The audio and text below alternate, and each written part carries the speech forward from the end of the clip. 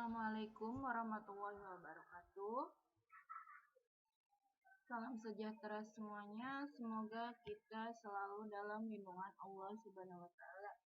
Selamat datang di kelas 11 semester 1 tahun pelajaran 2020-2021. Semoga kalian pada pembelajaran daring ini bisa lebih memahami materi yang telah kalian dapatkan dari video ini. Oke, pada pertemuan pertama kita akan membahas bab 1 pariwisata. Di dalamnya kita akan membahas tentang teks prosedur kompleks atau teks prosedur. A. Menganalisis informasi teks prosedur. Tentu kalian pernah membuat teks prosedur. Teks prosedur adalah teks yang berisi langkah-langkah atau tahap-tahap yang harus ditempuh untuk mencapai tujuan. Jadi kalau teks yang ada langkah-langkahnya atau tahap-tahapnya itu disebut teks prosedur. Informasi pada bagian utama berupa pernyataan umum. Pernyataan umum itu bisa disebut sebagai pendahuluan. Jadi kalian menjabarkan judul. Misalnya judulnya itu membuat nasi goreng. Nasi goreng merupakan makanan khas orang Indonesia dan banyak digemari oleh semua orang. Nah, itu termasuk ke dalam pernyataan umum atau pendahuluan. Sementara itu, bagian langkah berisi pernyataan khusus yang menandai rangkaian kegiatan. Jadi langkah-langkahnya termasuk ke dalam pernyataan khusus. Penanda utamanya berupa kalimat perintah atau bisa disebut sebagai kalimat imperatif.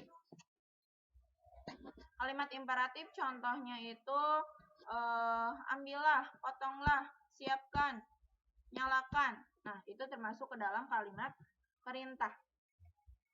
Ciri teks prosedur. Yang pertama, judul ditulis secara jelas. Jadi judulnya itu harus jelas membuat apa. Yang kedua, langkah-langkah kerja dipaparkan secara jelas supaya nanti tidak salah pada saat melaksanakan langkah kerja tersebut. Yang ketiga, langkah kerja yang satu dengan yang lainnya koheren. Koheren itu maksudnya berkesinambungan antara langkah yang pertama dengan langkah yang kedua itu nyambung, tidak ada yang keluar dari judul teks tersebut. Yang keempat, teks bersifat informatif, jadi memberikan informasi tentang bagaimana cara membuat sesuatu. Yang kelima, teks dipaparkan secara terperinci. Yang keenam, isi teks bersifat objektif. Objektif itu maksudnya apa adanya sesuai dengan yang kalian lihat, yang kalian pelajari. Jadi jangan mengada-ngada. Yang ketujuh, informasi yang disampaikan bersifat universal.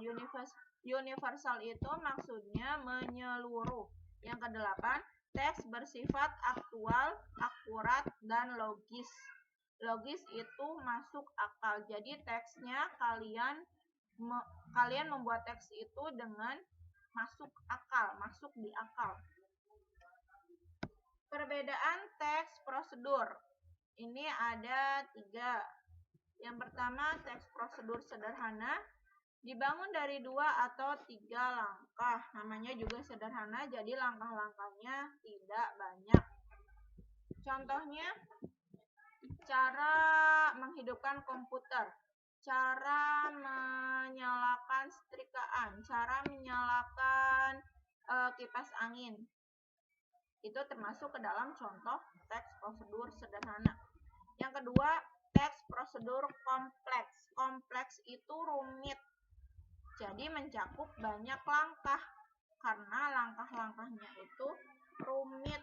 Contohnya, cara membuat SIM, cara membuat KTP, cara membuat akte kelahiran, dan lain-lainnya. Yang ketiga, protokol, yaitu prosedur yang langkah-langkahnya tidak terlalu ketat dan mudah dipahami. Jadi langkah-langkahnya itu tidak mutlak harus seperti itu. Bisa diubah-ubah. Langkah pertama sampai langkah terakhir itu bisa diubah-ubah sesuai dengan kebutuhan kalian. Misalkan cara mencuci baju dan lain-lainnya.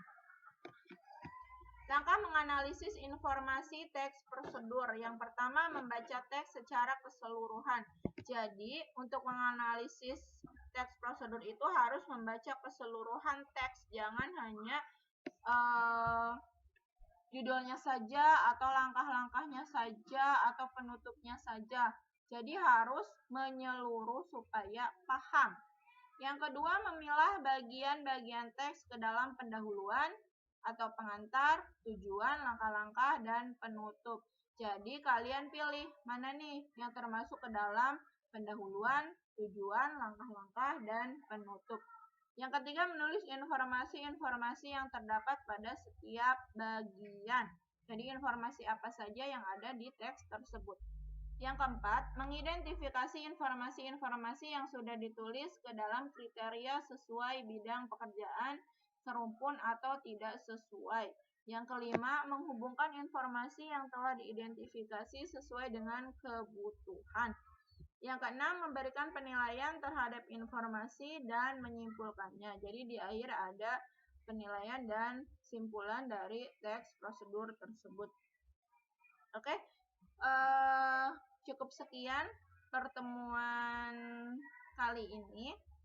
Nanti kita akan bahas lebih dalam mengenai teks prosedur itu di pertemuan berikutnya. Jika ada yang belum memahami tentang teks prosedur, boleh ditanyakan dan komen di kolom komentar. Terima kasih. Wassalamualaikum warahmatullahi wabarakatuh.